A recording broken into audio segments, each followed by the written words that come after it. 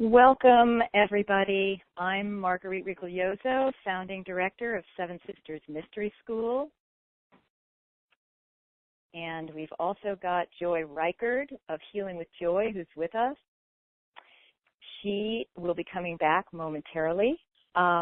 We are delighted to be here with you for this How to Be a Dynamic Feminine Agent for World Change free telecall for those who want to walk the sacred path with practical feet.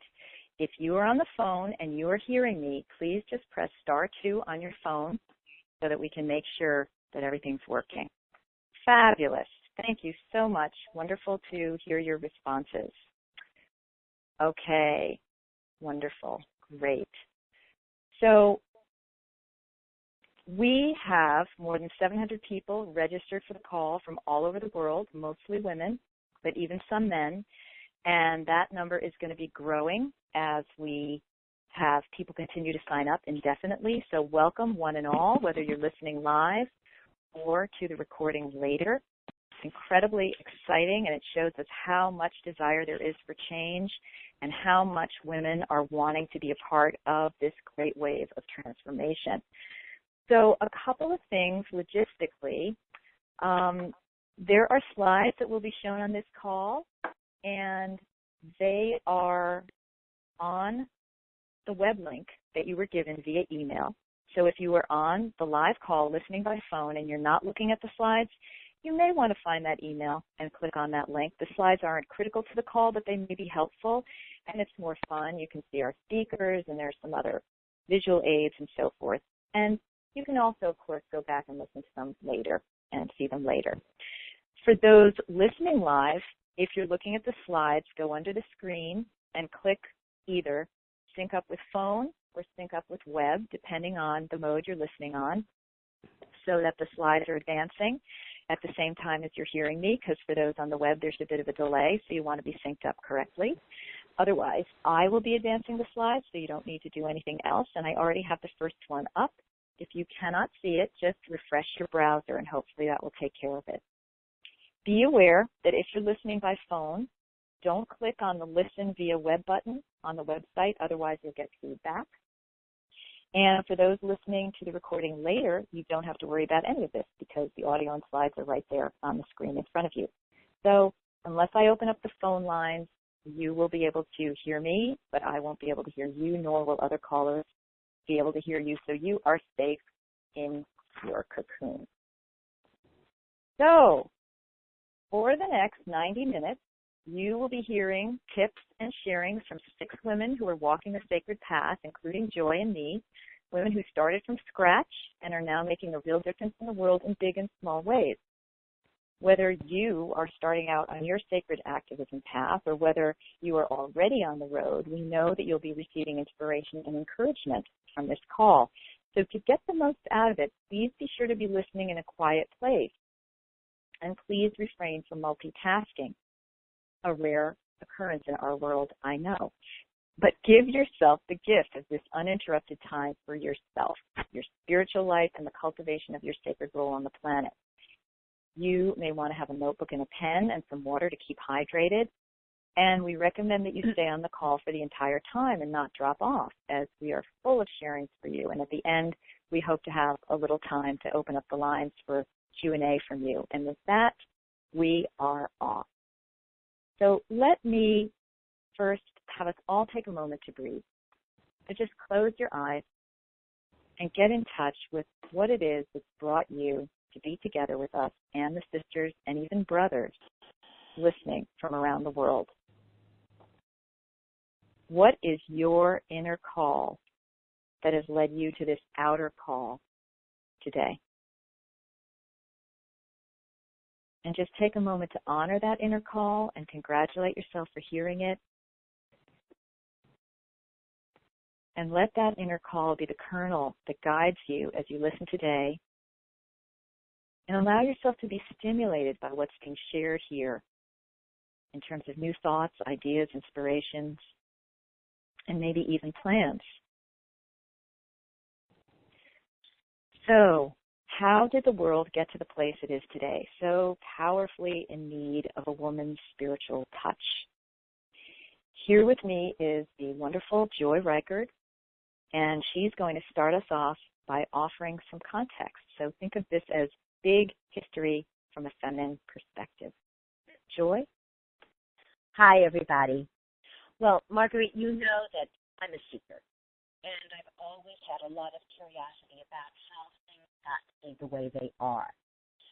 And I've always wondered, why was it that just 100 years ago that women finally got the right to vote? Yes, and Joy, I just want to mention, make sure that you're close to your microphone with your phone because your sound is cutting in and out. We've always got the little technology gremlins that are running around with these calls. No, I'm hearing you distantly. Let's hear you again. Perfect. Yay. Is that better? Got it. Yes. Great. Wonderful. Okay. Sorry, everybody. Mm-hmm. This is Mercury retrograde, and things are just technologically a little off.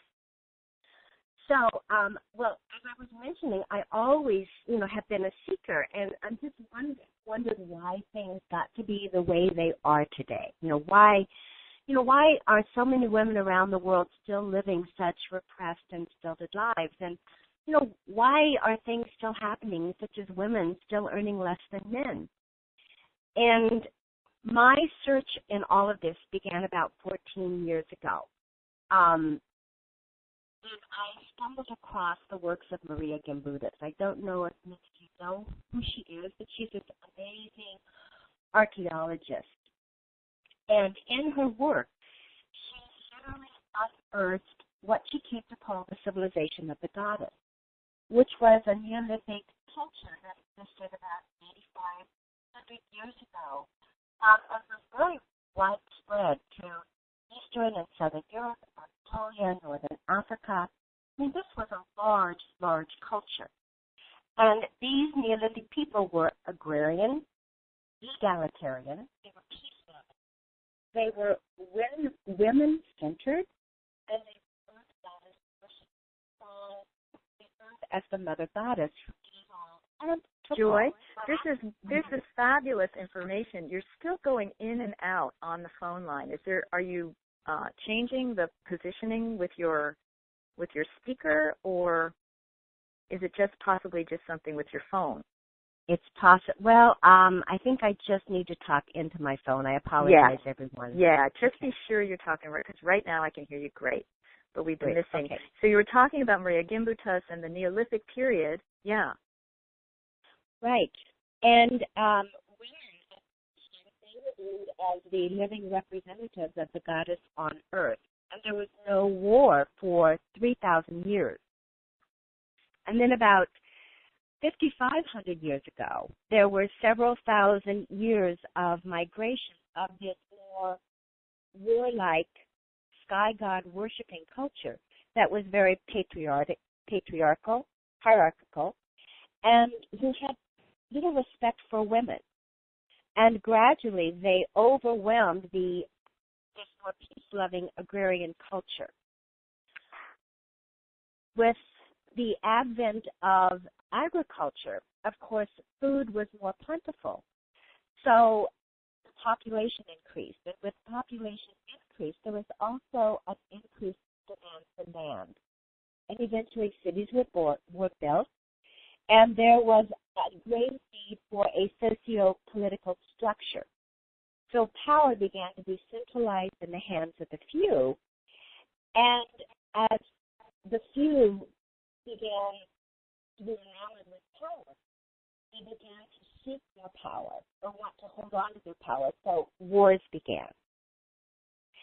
And while this was happening, both the power and prestige of the female deities was also eroding.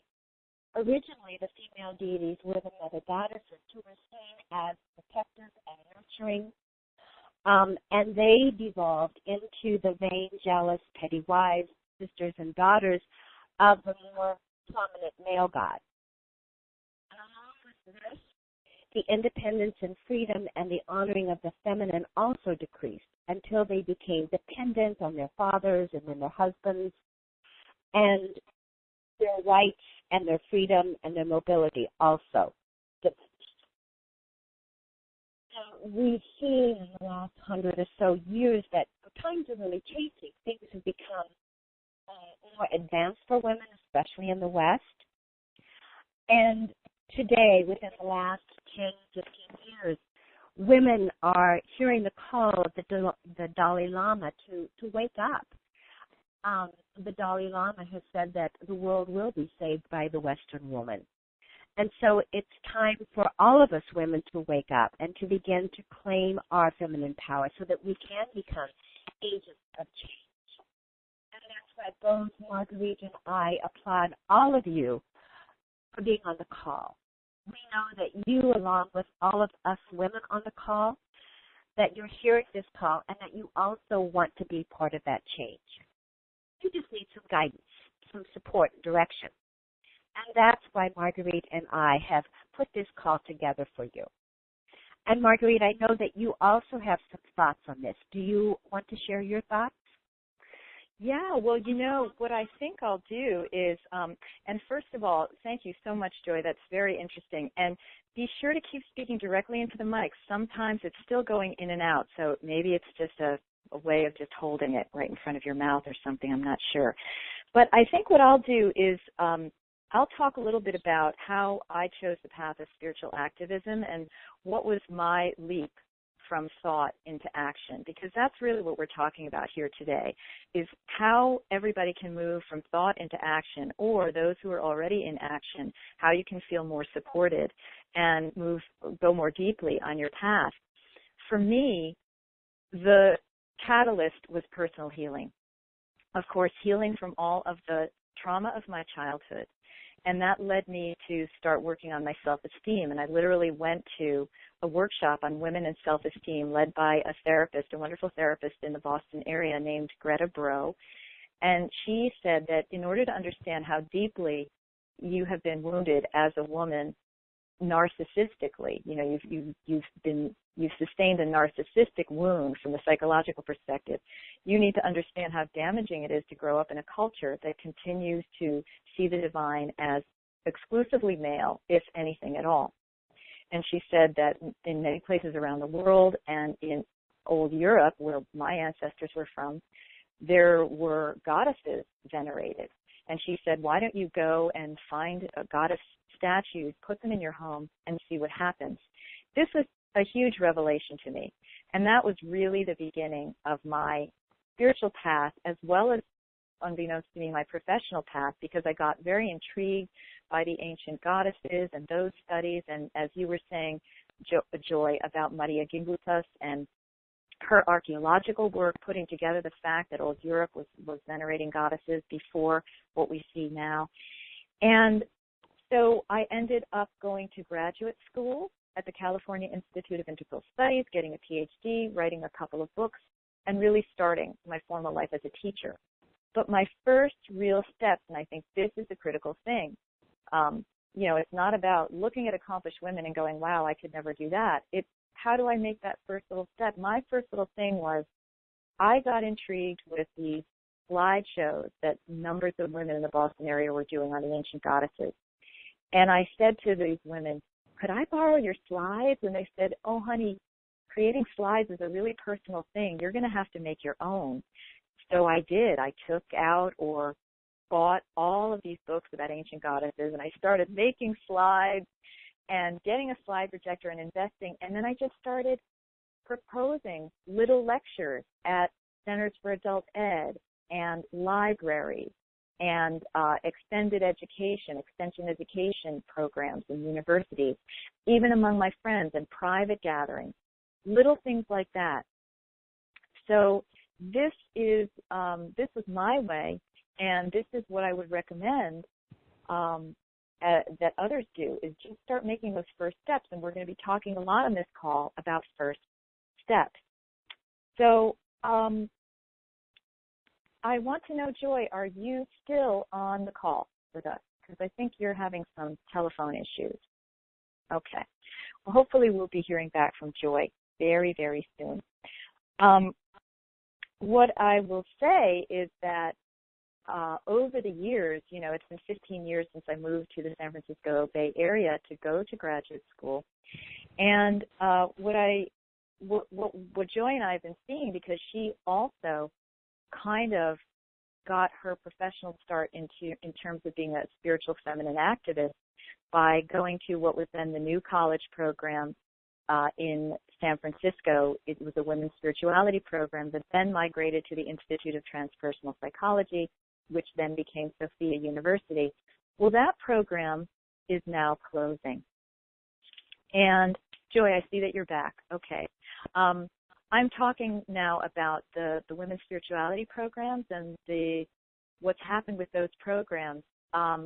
Before I go any further with that, why don't you step in and tell us a little bit about your path, just very briefly. Hi, everybody. I'm sorry for dropping off, but I was hoping I could fix the problem with my phone. So hopefully it's... You sound much better. Good. Maybe just disconnecting and coming back helped.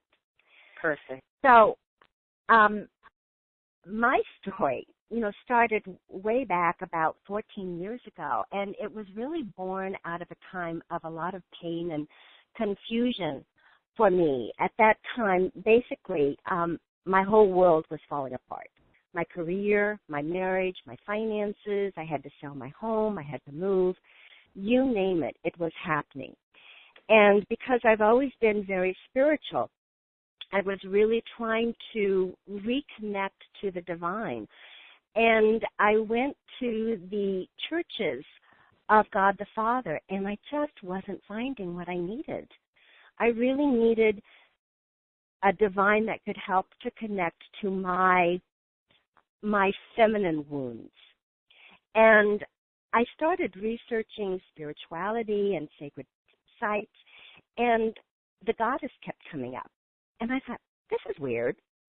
And that's how I finally, by tracing the goddess to the sources, I came across the work of Maria Gimbutas. And that's what finally guided me to women's spirituality.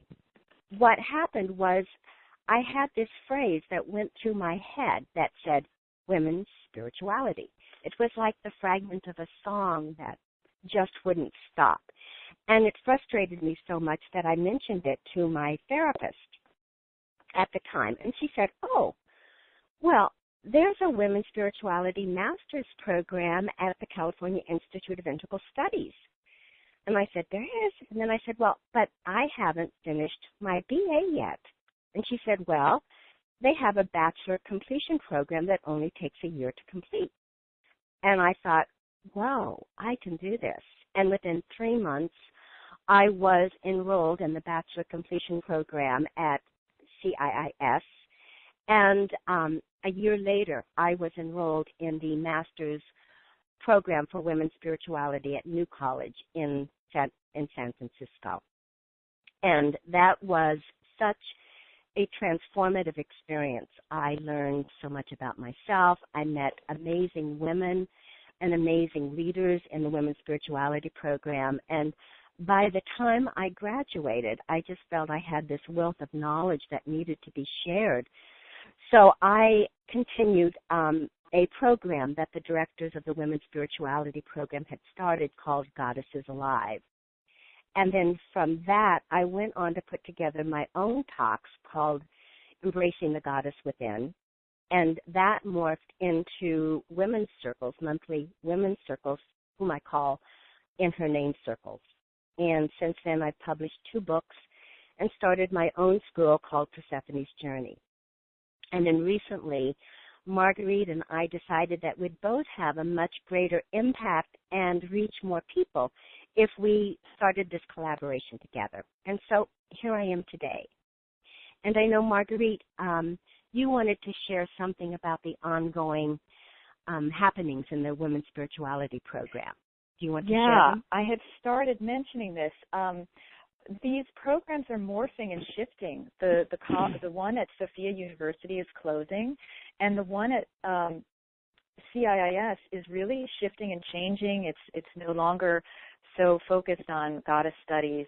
It's doing some other wonderful things, but it is changing too. And so what I've been shown is that the pod has burst, and all the women who left those programs are now out in the world, and it's our job to continue this work, to start our own schools, and to continue bringing this work forward that integrates our knowledge of history with our activism and our spiritual, mystical activity and practice. So that's what we're all about here. It's like a triple or a quadruple braid, because I also say that what we're doing is also about helping women to find their sacred career or right livelihood. So there's a lot to what we're doing and what we're going to be continuing in our work together at Joy. So, for example, this spring in May, we have something called the Way of the Priestess, 6-month journey to cultivate your sacred self and calling. That is going to be a big transformative program that's going to involve in-person, once a month, lessons as well as online, that's going to address personal healing, spiritual advancement, ethical healing and advancement. It's all of these types of things that we need to work on personally so that we can do this political work out in the world, because it's not enough to be out there carrying banners. We have to be doing the interpersonal work. So why don't we then talk a little bit about how to infuse your everyday life with spirit. Joy, I invite you. I know you've got some great ideas in this regard. What would you like to share? Well, I like altars. And I know your whole home is an altar, Marguerite, and I have altars in both my home and my office. And I know those of you out there, you might think of altars as being something very elaborate and ornate, with beautiful cloths and candles and flowers and crystals and images of deities or of the divine. And yes, that's an altar too. And an altar creates a focal point for us to really connect with the divine. But our altars can also be something very small and very personal. It can be as simple as a single flower and maybe a candle and a crystal. Or it could be, just a candle that you may want to light when you sit down to meditate. Or it may be just, the crystal and the flower that you might have in your office, just to help you connect to the divine, even when you're at work.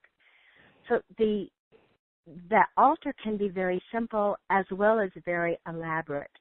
And it is that focal point, but it also creates a subliminal message so that whether you're at home or at work, as you're doing your work, you sort of subliminally will pick up that altar in your conscious, your subconscious, and that will help you to connect to the divine. And so that helps you stay connected and stay reminded to that connection wherever you are as you go out throughout your day. And Marguerite, I know that you also have a way that you connect to spirituality in your everyday life. Yes, I will talk about that, and I'll just mention that I now have the candles on 5 of my 10 altars lit, so I'm getting a lot of subliminal messaging. I'm just looking over, in the other part of my office here, and yep, there they all are. Yep. So we're calling on spirit, and Joy and I really called on the spiritual realms before this call to set the space and be welcoming for all of you, and we often do that together and with others to bless and energize anything that we're doing. So that's one way. I highly recommend it. Another way that I have is what I call Be the Blessing. And this came from a woman named Joy Seldon, Seldon, who works with Joy and I. We have a weekly call where we support one another in what we're doing. And she did a meditation with us one day, because at the end of the call we do a meditation together. And when she was leading one, she did this exercise where she had us just, connect with our inner selves, connect with our higher guidance. And then she had us go into an intention that everywhere we went that day, we were going to be the blessing. And I don't even know if she consciously really thought about, I think she was just kind of channeling it, but I took it seriously, and I went and did that, and I went and worked in a cafe, and it was really a wonderful experience because I brought a completely different energy of love and blessing everywhere I went. The quality of my day was completely different. So sitting down, meditating, breathing, grounding, calling in your spiritual forces, and affirming, today I will be the blessing. And then making an intention that everywhere you go, whether it's the post office, whether it's work, whether it's with your family, wherever it is, you're going to, at least for the first few minutes while you can remember it, every time you step through a new threshold, you're going as the blessing and let those blessing energies radiate from you. Very, very powerful. So those are just 2 tips that we have for you. Now we would like to hear from our first wise woman to join us. We have 4 fabulous sacred women on this call today, in addition to Joy and I. And Joy, I will have you introduce Karen. Hi, I'm very excited to introduce Karen Tate. She is a 4-time published author, speaker, workshop leader, presenter, and sacred tour leader. So she's a powerhouse. And she's also the longtime host of Voices of the Sacred Feminine radio show, which is a treasure trove of knowledge. And if you haven't had a time to tune in, you should, because she has some incredible guests. She has some of the primary leaders of the women's spirituality movement as she interviews on her show, such as Charlene Sprecknet and Barbara Walter. And Karen Tate herself is just a wealth of wisdom on the ancient ways of the goddess and on other important world issues also. So I have 2 of her autographed books, and I'm delighted to welcome her. So Karen, welcome. Oh, thank you, Joy, and thank you, Marguerite. I appreciate the opportunity to be here today and share with the other women and, see what we all can learn from each other. Great. Karen, I always find our stories is how we came to walk the spiritual path so interesting, and I'd love to hear yours. What was your catalyzing seed or that inspirational moment that brought you to this path? Well, nobody's probably more surprised than I that I am on this path because, you see, I didn't start out my life with goddess. I actually started out in the Bible Belt of New Orleans, but I moved to California, and it wasn't soon before I discovered goddess. And one thing led to another, and before you know it, I was being invited by Lady Olivia Robertson. She's one of the founders of the International Fellowship of Isis.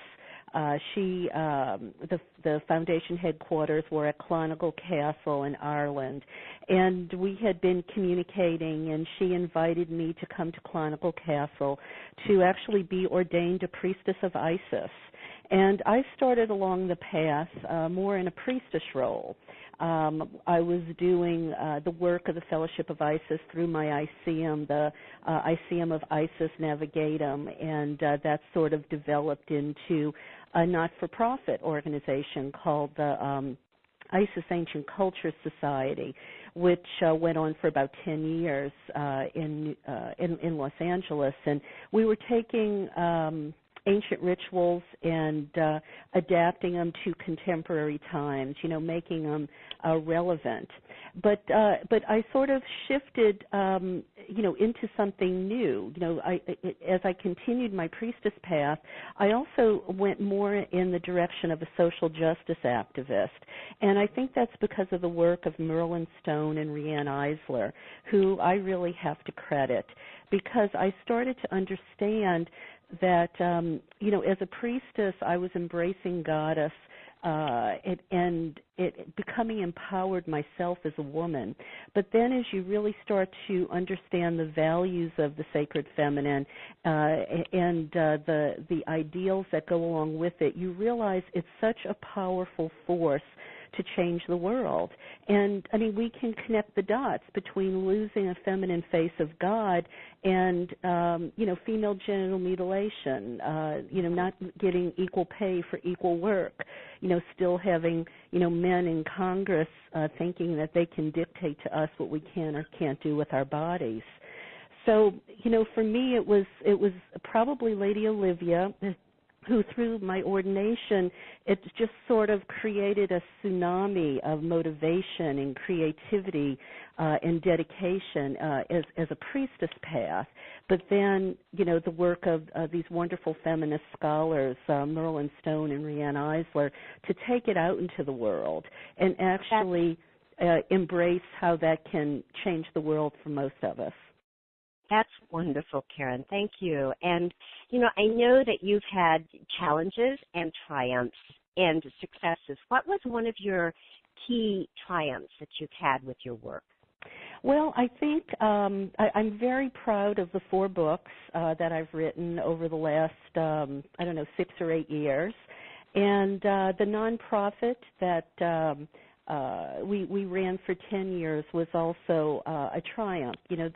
These are huge challenges, and I believe they were successful, and they help people in the community.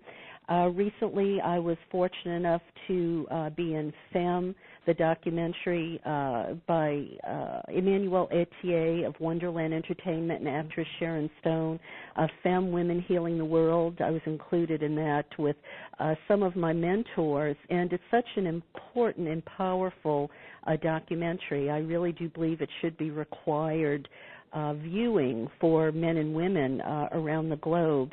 So, in the radio show, I've been able to speak to, people from Noam Chomsky and Vandana Shiva to, Rianne Eisler and a lot of the people that we know in our community who are out there trying to, share their wisdom and show us that there is an alternative to patriarchy. Yes, what a lot of triumphs, amazing. And I know that there haven't only been triumphs. I know there's also been challenges. What have been some of your main challenges, your key ones? Well, I think right there to start off with, let's say that we really need to see the glass as half full instead of half empty and realize that our challenges are really opportunities. They really can be gifts. And I'd say probably the one of the first main challenges I had was what Phyllis Chesler calls woman's inhumanity to woman.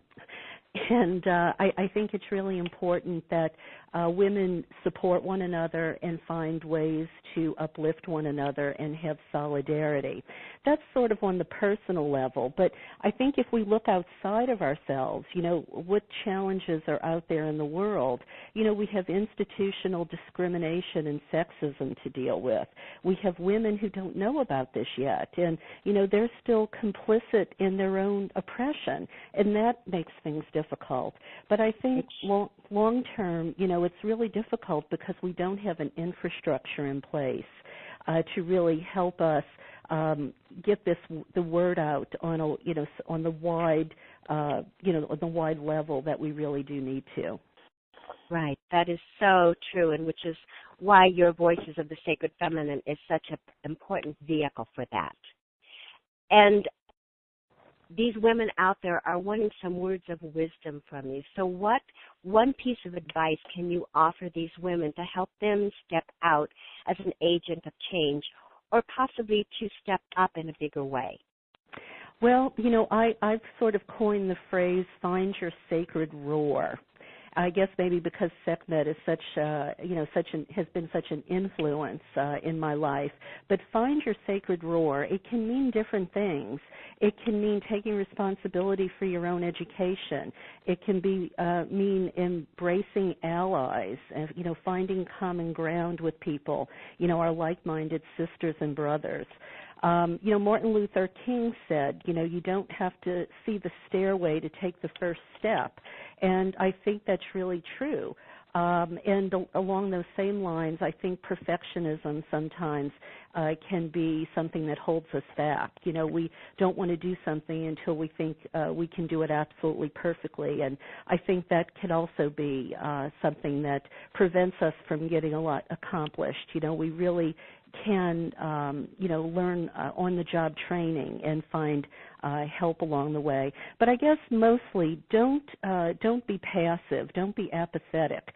Don't feel like you have to conform to make others happy. And, just be active, have belief in yourself, and above all, be tenacious. Oh, that's so helpful, Karen. Thank you. Thank you so much for your wisdom. You're welcome. And now it's time to hear from another wise woman, Marguerite. Thank you. That was great, Karen. Very exciting to hear about you. I've been following your work for a number of years and converging, and you've always been extremely supportive. I'm so grateful. I am now going to talk about Francesca Gentile. I now am having my own issues with my computer, which is frozen, so I cannot advance the slides. So what I'm going to be doing is just starting my computer up again, but I can definitely be on this call, and I will just get those slides up in a minute, so nobody panic. But Francesca is really an amazing, amazing person. She is the founding director of the Sacred Courtesan School, and she's really an expert in sacred eros. I have witnessed Francesca in teaching and in doing her healing work as a part of that teaching. And she is really a powerhouse, because something about Francesca is that she seems to be called to have to go through every valley that she's going to teach about. And you watch her go through it, and go through it with as much grace as possible and learn from it. So, Francesca, I invite you to talk about what was your key moment that helped you move from thought to action as a woman on the sacred path. Thank you so much, Marguerite. I'm just breathing into that place where we have ideas and then where we take action. And what is that tipping point?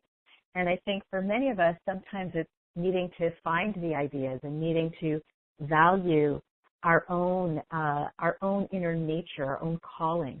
And I find that it's often a combination of the gifts that we were given, the suffering that we've experienced, and then how we want to really make a difference in the world. And that becomes our mission.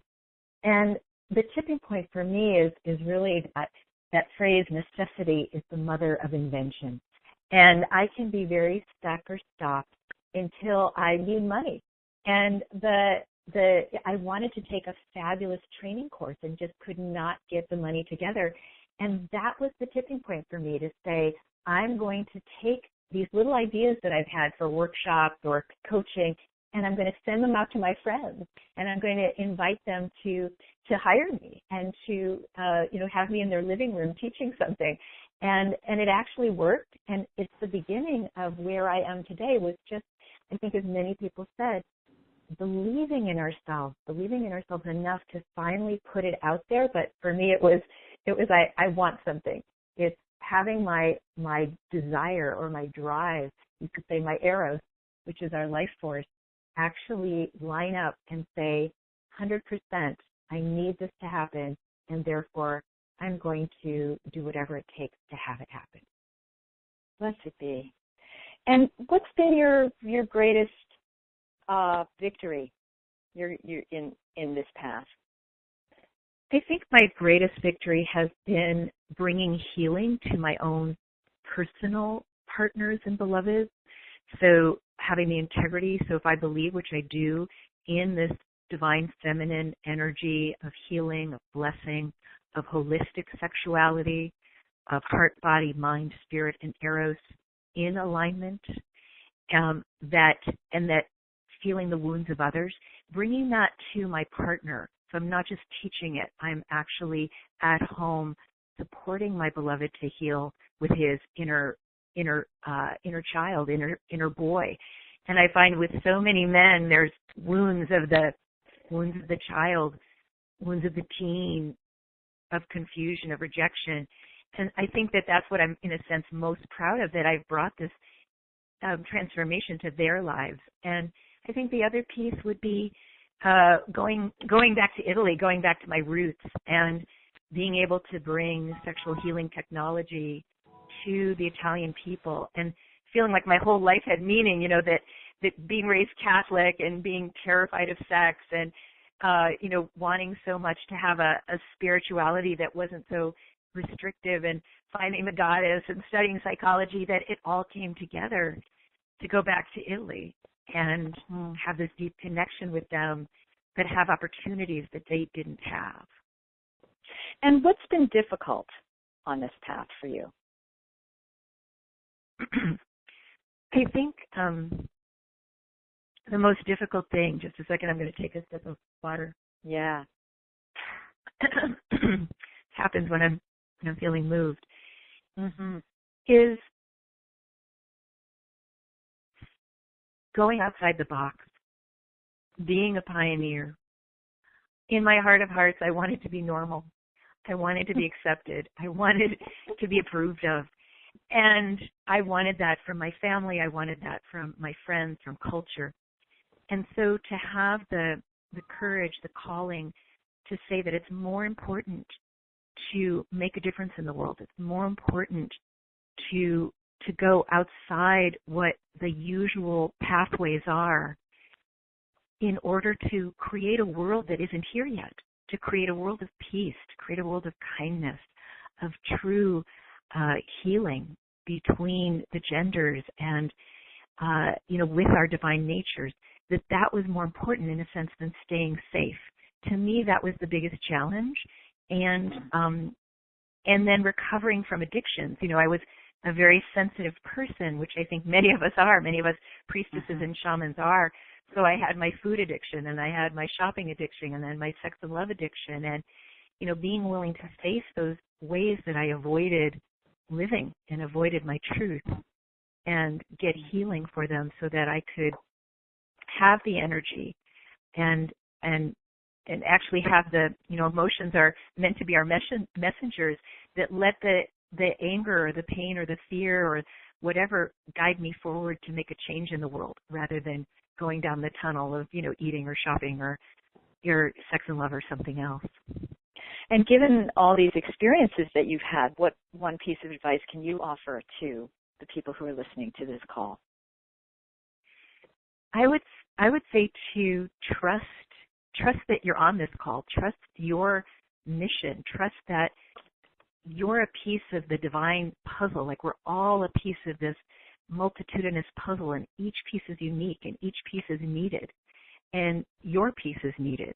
It's going to be different than, Marguerite's or Karen's or Joy's or mine. It's going to be unique and important. And to follow, I would say, follow inspiration and invitation. And what that means for me is literally very practical. It comes on my computer half the time. Is I'll see someone talking about something on an e-group or on Facebook, and I'll think, I wish somebody would be able to teach something about that, or I wish somebody would do something about that. And then I think, well, if I'm wishing that, then I'm that person. Exactly. If I have that wish, that would be me. And then the other piece is inspiration. So often between sleeping and waking, I'll get ideas, or I'll just be really interested in how does the neurobiology of love and lust work, or what is the roots of the goddess, or is there something different from, just this feminine or masculine divinity? Is there a way that divine union exists? And when I start to think of those questions, then I start to research and follow them. And I'm hearing that with a lot of the priestesses as they became curious. So I would say follow your curiosity. Let it take you down that rabbit hole. Absolutely. Oh, Francesca, thank you so much, my dear. And I hope you will stay with us on the call. Love to we be may here. we may have so some happy. questions for you later. Yes. Thank you. All right. Wonderful. All of this wealth of knowledge, information, and sacred wisdom So we're going to, Joy is now going to talk about how to make your spirituality more practical. One piece of advice in that regard. So how you can take your spiritual leanings and really start turning them into something that is active in the world. Joy. Hi, well, it's one thing to really be in that spiritual moment with the divine, but how can we bring that into the world so it's more practical? And it's really about how can you make the world a better place in your own small way. It can be big, like Francesca and Karen and Ava, who you'll soon be hearing from. It's one thing to do it big, but there are small ways that we can do it too. For instance, I have a friend who wants to start a movie circle, just inviting her friends once a month to provocative or inspirational movies and gather around and discuss the movies and gain new ideas and thoughts. Or it's becoming really interested in doing something about environmental issues. For instance, one woman in my church is very concerned about the planet and how the planet is really suffering. So she is starting a program which she calls the Low Carbon Diet Program, which is encouraging all participants to really begin to reduce in very small but practical ways their carbon footprint on the world. Another way is by just simply refusing to engage in gossip. Gossip can be so damaging, and we women, we love to get into those touches, and gossip comes up. And just to be committed to not engaging in anything that is harmful, including gossip. Those are simple but very practical ways that you can bring your own spirituality into practice to help better humanity. And Marguerite, Wonderful. I know that, yes. Yeah. I think And I'll hold now, off on my tip. Okay, great. And there's another woman here who's doing a lot of work to spread wisdom in the world, and that's Ava. Ava is the founder and presiding priestess of the Goddess Temple of Orange County, and I'm really delighted that she's with us today. And she's also the director and founder of the Museum of Goddess History and Culture, and that's the only place in the world dedicated to the beauty of the feminine divine from the Paleolithic to the present. And I first had the pleasure of hearing Ava present several years ago at one of the Budapest Goddess Festivals. And I was so impressed by her regal goddess presence and her knowledge and wisdom. So, Ava, welcome. Well, thank you very much, Joy and Marguerite. And yes, Joy, I remember that. I remember you at that conference, and I remember what fun we had on that seminar. That was really a great day. Yes, definitely.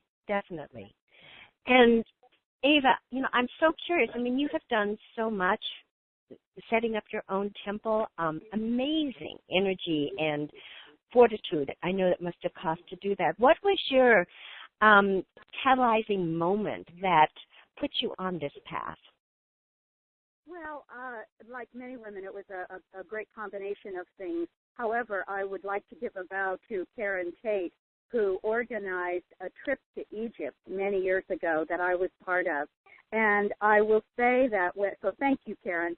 When I went to Egypt and I saw those beautiful goddesses, those statues, particularly Sekhmet, Hathor, Isis, I thought, oh my goddess, this is what I have been looking for all my life. I grew up with a mother who was wonderful, warm, and giving, but she had no boundaries, and she was weak in many ways. And so my family suffered because of that. And I saw these strong, powerful, queenly goddesses, and I thought, oh, this is what the world needs to know about. This is what women need to be. We need to be these queenly women with power, with dignity, with boundaries, with clarity, and that just sparked my whole life. Wonderful. Yes. And you are an exemplary of that. I remember your talk on the queen and being queen of your realm, and was so impressed by that. Yes, and I have come, over the time that I've been learning about goddess spirituality, I've come to believe that women have 4 powers: the maiden, the mother, the queen, and the wise woman. And they all live within us. They all each have their individual powers. And I see a lot of those powers becoming imbalanced. And one of the powers that is most missing in women in today is their queen. We are not taught to have our queen selves come forward. We're not invited to. In fact, she's demonized. So I really come to believe that having women understand and bring forth their queen is so important. I agree. I so agree. And Ava, please share with us what is one of your key triumphs. I think that the thing that I would consider a key triumph for me is simply creating and maintaining a goddess temple in this patriarchal world. There wasn't much encouragement to do so. In fact, I had 20 business people tell me that I was an idiot to start a goddess temple, that it would never fly in the most conservative county in the nation, Orange County, and that I'd go out of business in less than a year, and don't do it. But my heart called me to. I was one of those women, like many of the women on this call, these wise women, who, I felt I needed something, and I could not find it easily at hand. And so I thought, well, if I need it, there must be other women who need it also, because I'm an average woman in many ways. So there must be other women out there who need it. So let's just start it and see if someone comes. And it was scary, but women did come.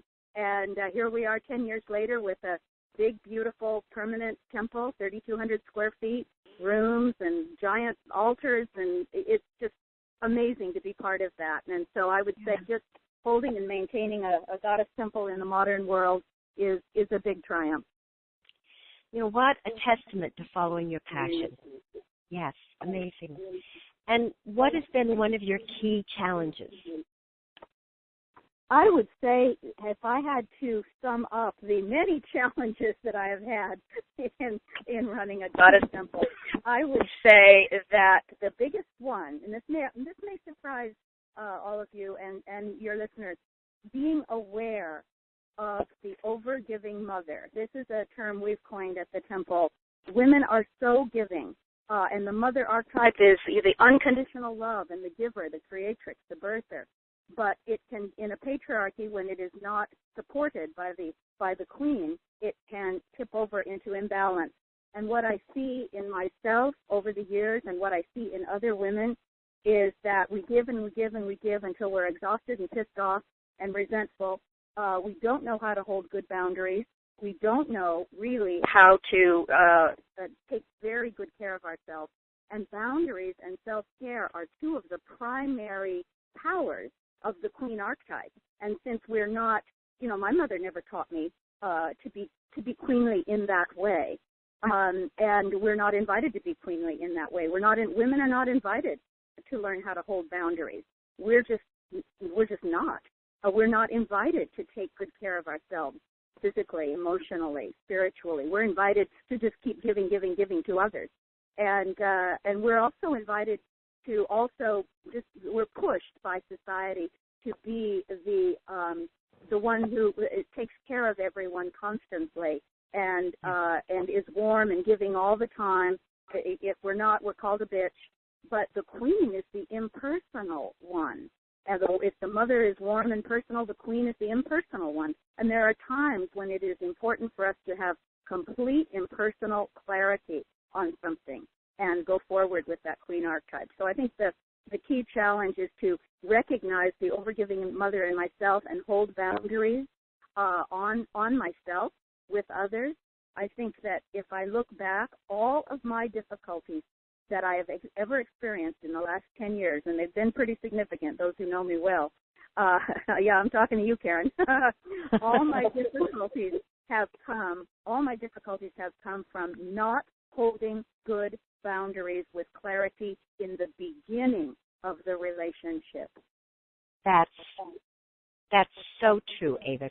I'm so glad you mentioned that. And can you give women one piece of advice about how they can hold their boundaries? The Goddess Temple exists to empower for the world women's natural spiritual authority, a term I learned from Vicky Noble and from my good friend and colleague Vajra Ma, who I know you know, Marguerite. And she's on the call. Yes, I know. Vajra, we are bowing to you for your. We bow to you. We'll get to you later. Yes, exactly. She can have a whole show of her own. Oh my gosh. One piece of advice that I would have is to understand that if you need something, there's probably a lot of other women who need it too. And if you can't find it, then start it. And start with your queen. She is the one who speaks for the group, for the world. She's the one who has found her voice. And she is the activist, just like you, Marguerite. You're very queenly. And so I say, find your queen, find out about her powers, find out how to balance your mother, bring your maiden forward at the right time, let all your 4 powers of woman dance with each other, and let the queen dance too, because she is so needed in this world. I will say one other thing on that, and that is that men have 10 times more testosterone than women. And when men, this is the interesting fact though, when men get together in a room alone, the testosterone level even spikes more beyond that, just because they're all together. So, and we know testosterone is absolutely related to aggression. And so we've got these men in leading the whole world in these little rooms, just men alone, not with the boundaries of women. And they make these decisions, these aggressive decisions. And the fact is that when a woman enters the room, the testosterone starts to drop, and decisions get changed to something more egalitarian, more sharing, more peaceful. We need to get women in more positions of power, not because women are smarter or better, but because the testosterone automatically drops when they enter the room. That's a wonderful piece of advice. Thank you so much for sharing your wisdom with us, Ava. And beautiful, Ava. And Marguerite, I know that you have a tip that you want to share with our listeners about how they can bring their more practicality into their spirituality. Would you like to share that now? Yes, certainly. Yes, thank you, Ava. So one thing that you can do, Joy mentioned getting together in small groups for movie nights or for activism. You can add a spiritual component to that and amp up the spiritual energy by having a group gather either privately or publicly with an intention to do something. For example, as some of you know, I was inspired to carry out the remote healing ceremony for San Quentin Prison. And this just started out as, I think I'll get a few people drumming up on Ring Mountain and doing this thing. And before you knew it, it was the usual Seven Sisters extravaganza with the website and everything, and all this publicity. And we did end up having a number of people, but it was a big coordination. You don't necessarily have to go that big. You could go smaller and just arrange a number of friends to go do a prayer intentional circle for another prison or a group or a friend. Anything like this with a sacred intention focused on a part of the group really has ripples out in the phenomenal world.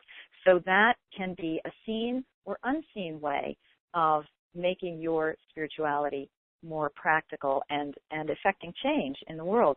Another way is to really think about, and I know a lot of you on this call are already doing this, but some of you are not, but it's to think about what are your gifts? What do people naturally come to you for? What is your healing capacity? Chances are people love talking about you because they feel better afterward, or you give really good advice, or you give a great massage, or you happen to just put your hand on them and they feel calm. What is it that you do that other people think is fantastic and you maybe sort of take for granted, but you also have an inkling to take it another step? You'd like to be a healer, or you'd like to be a counselor, or you'd like to be any number of things that you can do with your personal abilities. Well, start now. Get a couple of people whom you know moderately well and say, could I try this out on you? Could I just do a hands-on healing session, or could I do a one-on-one counseling or mentoring session, or a coaching session, or a psychic reading on you, whatever it is that you feel you might have and you want to cultivate more, and set up some formal sessions with this person or these people, just asking them that in exchange they give you some feedback. And then you can really go from there. And this is one thing that I advise a lot of my clients to do when I'm working privately in my mentoring, is just start somewhere, get your feet wet, get some feedback, and then see where this leads you. And so one of the things that will start bringing up is, gee, how do I go further with that? And I'm a little scared, or I don't exactly know how to do it, or I need some more advice, I need some more support. So you're thinking about, how can you fully be this change? What are you needing to be a feminine spiritual activist? And so I'm going to take a moment right now to talk to you about a resource that Joy and I are offering, which is right up this alley, and it's coming up in February. Now, I know some of you, I just saw on the Q&A, you were asking about our spring program in May, and we will have more information about that. This is kind of an interim step to get your feet wet with us, to see if you resonate with our teachings, and to receive really some good power-packed information on claiming your divine feminine power. So this is for women like you who want to transform yourself and the planet with spirit. And see, that's the key. So it's beginning a little less than a month from now. It's going to run 5 Wednesdays. We'll give you the date. Right around this time of the day, 12 to 1:15 p.m. We may go to 1:30. And it's just like what you're doing now. It's going to be a webinar call just like this. We're going to record it. So for those who are listening later after this telecall, to the recording of this telecall, this is going to be evergreened and indefinitely available, so you can access it as well. But this webinar is perfect for you because Francesca is saying it, Ava's saying it, Karen's saying it. Just do it, right? Just create it. But you sometimes do really need support. So if you are feeling that it's women who are really the ones to lead the healing of our troubled world, as the Dalai Lama has, called us to do, if you want to more seriously bring your womanly gifts to the solving of our world's challenges, and in more powerful ways if you already are on that path, and if you know, this is the key, that the answer must integrate feminine spirituality as well as being eager to do more, but you want support, then this is something that's going to be really, really good for you. You know, as a woman of awakening consciousness, that there's not going to be any cure to our intense planetary ills without spirit power. A lot of us have lived through or witnessed or participated in political movements of times gone by, and we know how rampant burnout can be and how much we can get into internecine struggles, including with one another. So this really calls for deep level integrity and brushing off and purifying what our power really is. We need to call in spirit for this work. That has been a major missing ingredient of our world-changing activity, and not in a dogmatic way, not in a proselytizing way, but in a way that is full of consciousness. You know that you are a part of this wave for embracing the long-missing sacred feminine in this work for the healing and balancing that needs to happen on the planet, that the time is now. You may not be sure of your part. You may have stepped onto the path and want more courage to embrace it. You may simply want sisterhood. That's really the big thing here, wanting sisterhood, because that affords us protection and holding. So this webinar, Claiming Your Divine Feminine Power, offers sessions, these following sessions, to help you with the inner strengthening, the spiritual empowerment, the outer support you need to be the change and make the change in our world. as we know, it's not enough to just make the change. We have to be the change. Even Joy and I, we have to work through our differences and whatever it is that gets triggered in order to be able to bring this work out to you. Karen, she's had this a million times with people. Ava, all of us, all of you have or you will encounter the challenges. How do we draw on spirit? So Joy, why don't you tell us briefly a little bit about these 5 calls? So I am really excited to begin telling you about these 5 packed webinar sessions that we're going to have for you. The first is about connecting with the divine feminine, who is the foundation of our feminine, of our woman power. And you're going to be learning about the goddess as a reality and how she is still relevant today, and how we as women can really bring her into our lives to help reinforce us and strengthen us. In the second session, we're going to be telling you about developing your inner and outer spirit power, and how you can own your power, how we have a tendency to misuse our power, and how we can really delve into our own authentic power. Absolutely. Marguerite. Yes, with integrity. The third session is about the key to your divine power, which, as I alluded to at the beginning of this call, is all about self-healing. There really is no way we can do a spiritual bypass, as many of you already know, even though we try it, right? Oh, I think I'll just meditate that away. Well, no, we still have emotional healing that we all need to do. We still have to increase our self-care. We still have to upgrade our entire energy field, and that particular session is going to be devoted to discussion and tools for that. Then the fourth session is the sacred power of sisterhood. We've alluded to that numerous times in this call. We'll be talking about how to connect with other women in your personal and sacred life with integrity, dealing with challenges in an upright way, working collaboratively with women, not having to be afraid of women or coming together, because the patriarchy has split us apart into the nuclear family, and that has ramifications all the way down the line. And a lot of us are thinking, oh, I'd rather be in a cave than, have to deal with this group of women. We need groups. We need one another. We're needing to come into unity consciousness. So that's what we're going to be looking at in this, in that session 4. And Joy, talk about session 5, if you would. Well, in session 5, we're going to be helping you to really take your divine feminine power out into the world. We're going to help you recognize what your true gifts are and how you may be using them without even realizing it, and how you can bring those gifts out more fully so that you can make a conscious effort to make a difference in the world.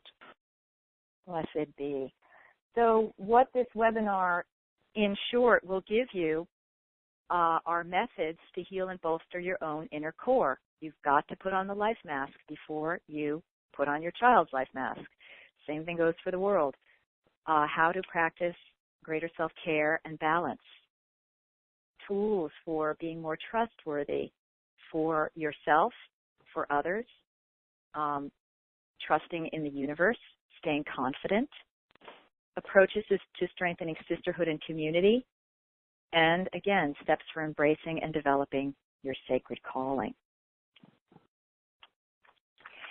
And you will automatically be enrolled in a day-long feminine power gathering called Awakening the Inner Priestess.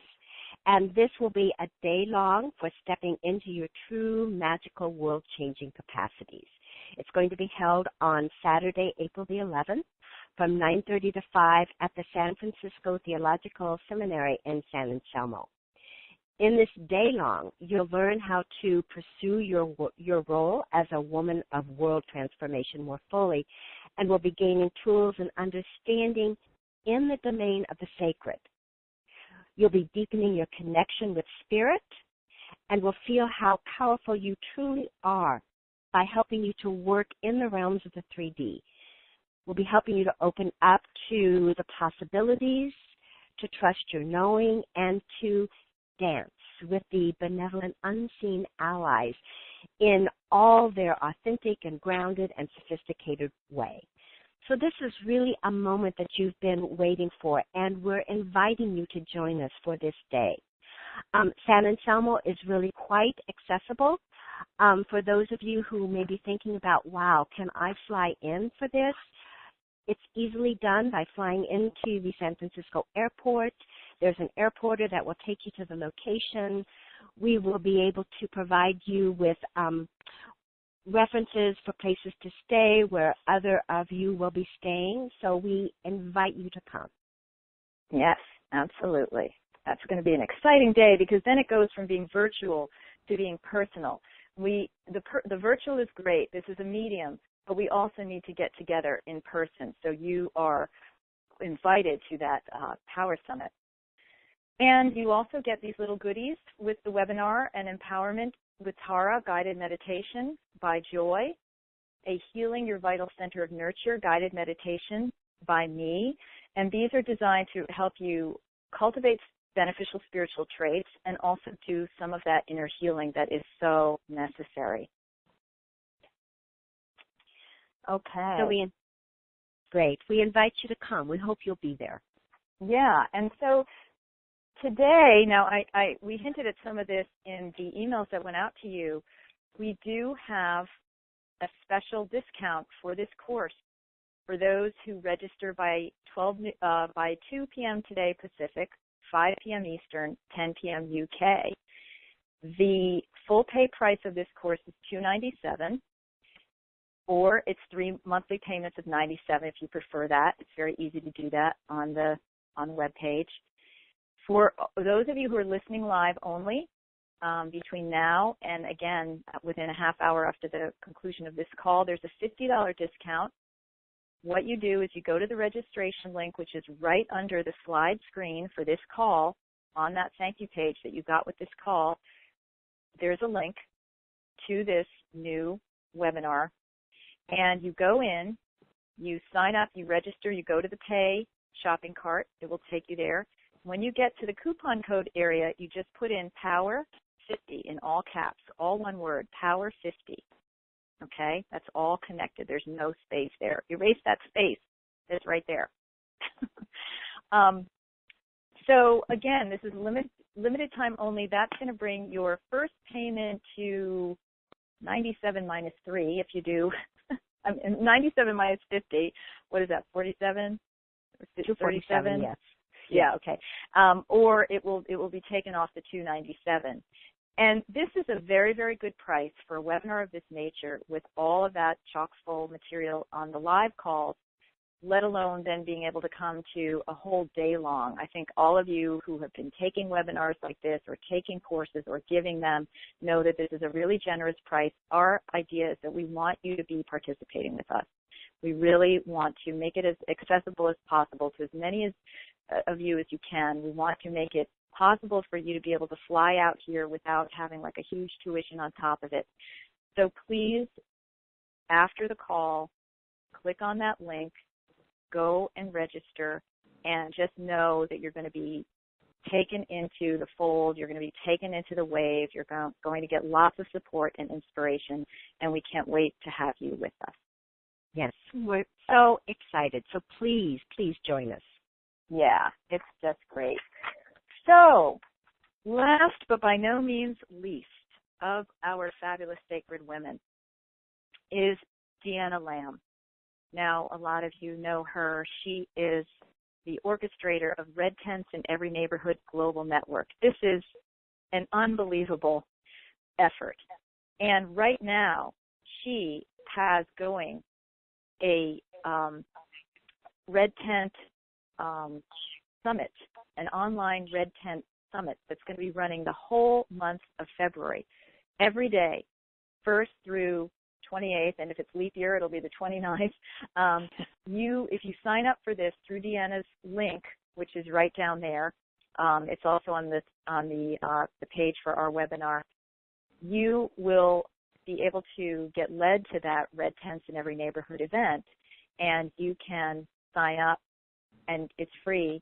And every day you'll get delivered to your inbox a link for a 3 to 5 minute video with a wise woman, another wise woman, 29 of them, who will be talking about what kinds of messages our mother gave us about what it is to be a woman, and what kinds of information and messages our girls, whether we have physical daughters or not, but our girls need to have today. She did this last year on a similar theme. It's an amazing, amazing event. It's so fascinating to hear all the videos of these women. So I highly endorse you checking out Deanna in this regard. She is a powerful, powerful woman in the area of menstrual empowerment. And she also is a womb visionary, we would call her. She's also a wonderful person who really walks her talk. And Deanna and I, we had some interaction way back when I was helping her to edit one of her books. And we had to, becoming peers about helping our daughters get initiated properly into their menstrual age. And she and I even, we had something together, and Deanna modeled compassionate communication. It was incredible. That was my first introduction to compassionate communication. I bow to this woman. I honor and revere her. And Deanna, I welcome you just to say a brief hello, and I am going to ask you what your catalyzing moment was that helped you move from thought into action on the sacred path. Thank you, Marguerite, for this wonderful introduction. I do remember our moments together and working through it. It was really a beautiful experience to have a partner like yourself to move through, to really walk our talk together. And thank you, Joy, for co-creating this event, and all you beautiful women, Karen and Ava and Francesca. It was lovely to hear you all. And thank you both, Joy and Marguerite, for putting this training together for women. It is so needed. So I really would like to encourage women that are listening to us to sign up and to take this first step and to have support in the first steps that you're taking in moving out into the world in a big way. The first thing, there were many little fits and starts, but the place that sticks, the moment in time that sticks mostly in my mind of taking an action was, I was living in San Diego at the time. We're talking about 25 years ago, and I've had about a year and a half of really delving into making peace with my own cycle. Other than my partner, I did not speak about it very much, but I really healed a lot of the wound that we have all, if not, most, if not all of us, have internalized from the patriarchal cultures about our menstrual blood, about our bodies, about our cyclicity.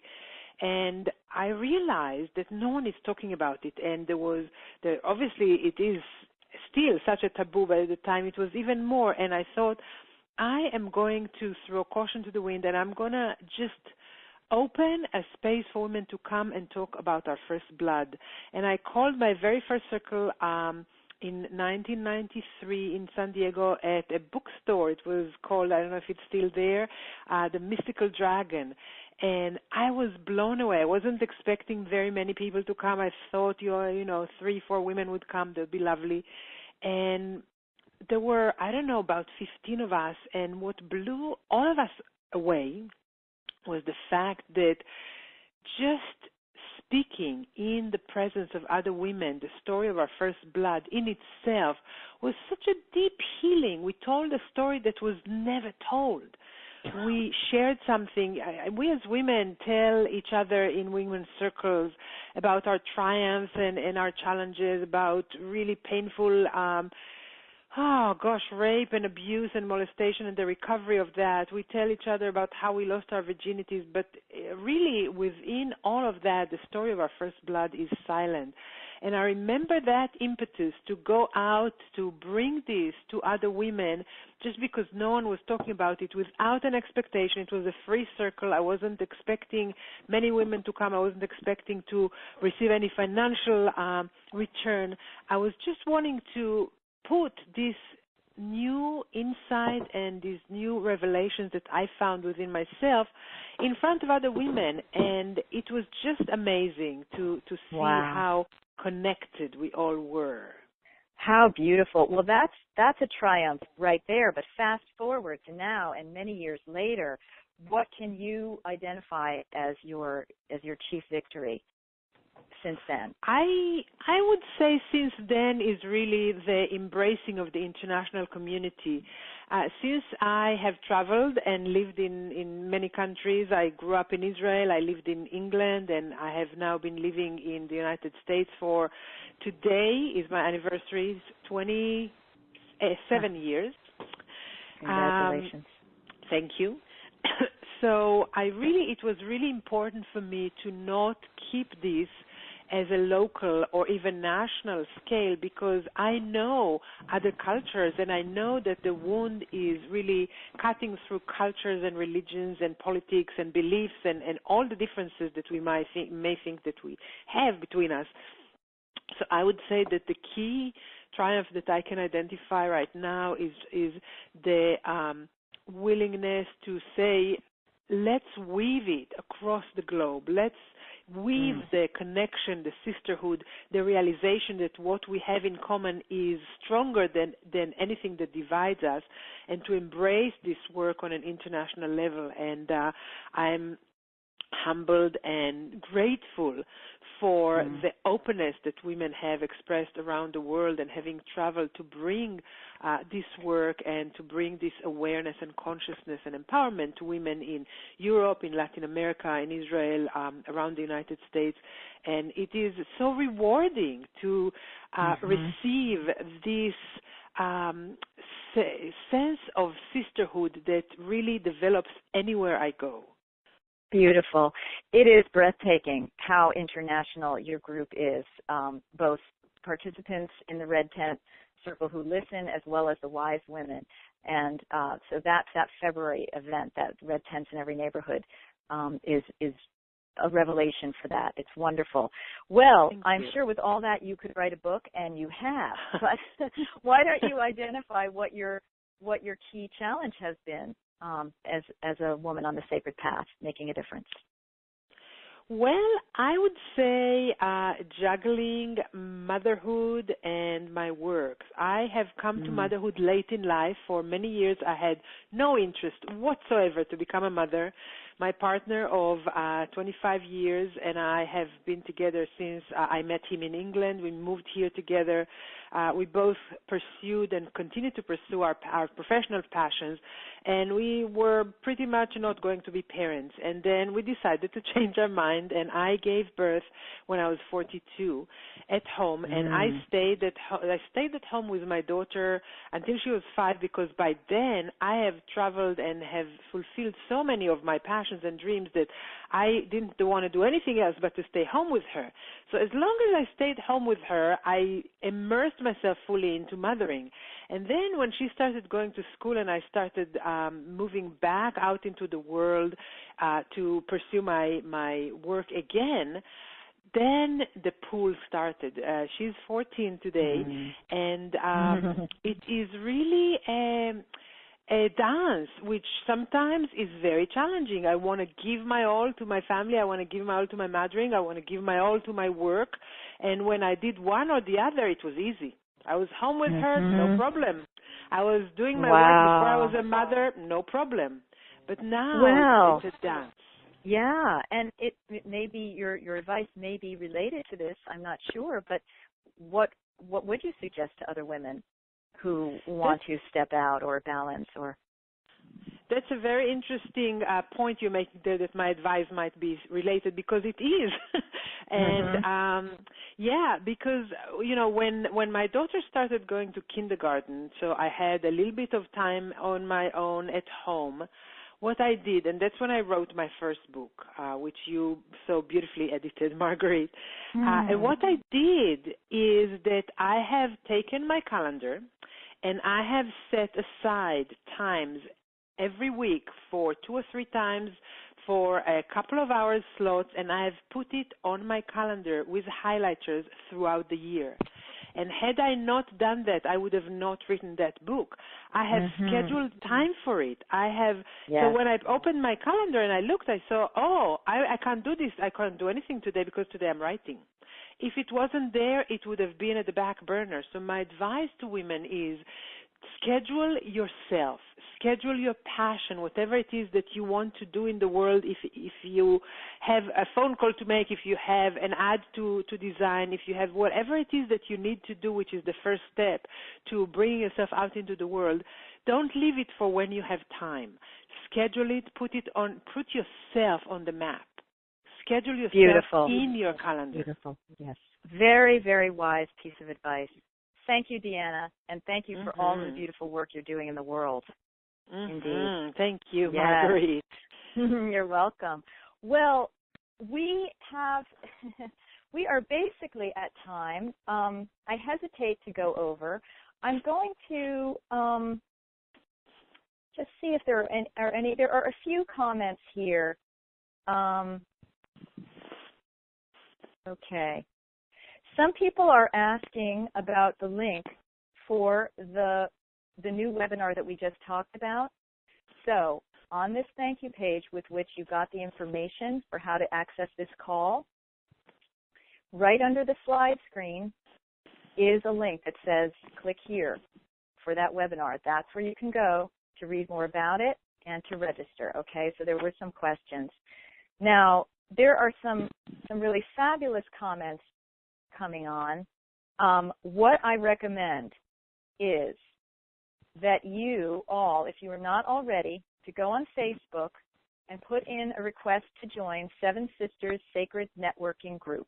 Just look up Seven Sisters Sacred Networking Group, search it on Facebook, ask to join. I will accept you. And I invite all of you, whether you're on now or are going to become members of that, to post your sharings after this call. There are at least 350 women on that Sacred Networking Group, and that is the forum to talk about and share your ideas, your passions, what was stimulated from this call. You can also use it to share anything you're doing, to put out calls for help, assistance, connections, people, musings, what have you. There's lots of stuff in there. It's really great to scroll through. And this is a group where you don't have to be afraid about promoting your own events. I find so often the hand slap whenever people are trying to promote on somewhat relevant Facebook pages. We're not doing that here. Or, we have to support one another, folks. And so that's why I've created that group, so that everybody can just unabashedly post whatever you want as many times as you want, and hopefully you will get lots of people interested in what you're doing. There's some beautiful, fascinating, interesting things going on. Joy and I are just reminding you to enroll in the next half hour for the Claiming Your Divine Feminine Power webinar for women who want to transform themselves and the planet with spirit, which includes those 5 live calls plus the day-long workshop with us. Again, for those listening live, it's a $50 discount with the power coupon, with the coupon code POWER50, all one word, no space there. And that is good for the next half hour until 2 p.m. Pacific, 5 p.m. Eastern, 10 p.m. UK. So please get on. That is an excellent, excellent price for the kind of support, love, sisterhood you will be receiving. Joy, would you like to say any parting words? Well, I just want to tell them to please don't wait and sign up, because it was designed for women like you who really want to make a difference. And we are so excited about bringing this information out to other women like us, like you, who really want to step up and do their part in being the change. So please join us. And Yes. It was wonderful being on this call, and it's wonderful just being here with all these lovely ladies, and thank you so much. Thank you to Joy. Thank you to Ava, to Thank Francesca, to Deanna, to Karen. It's been wonderful, illuminating, fascinating, rich. I loved hearing all of your beautiful, beautiful suggestions. And Deanna, I'm going to just go sit down with my calendar right now. So, okay, wonderful. everybody. Yes, blessings, blessings, blessings to everybody listening to this call live, to everybody who's listening to this call at any time. We wish you all of the best, our heartfelt wishes that you may come to your full fruition in this lifetime, that you may be the change and make the change. Blessed be everybody, and goodbye. Blessed be.